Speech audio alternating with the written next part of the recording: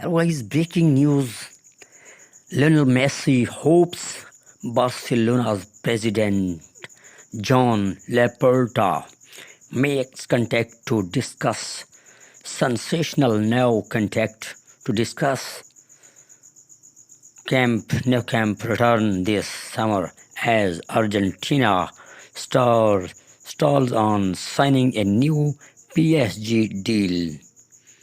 Friends, Lionel Messi still hasn't accepted Paris Saint-Germain's offered a new deal. 35 years old contract expired in June and he has been linked with Barcelona's.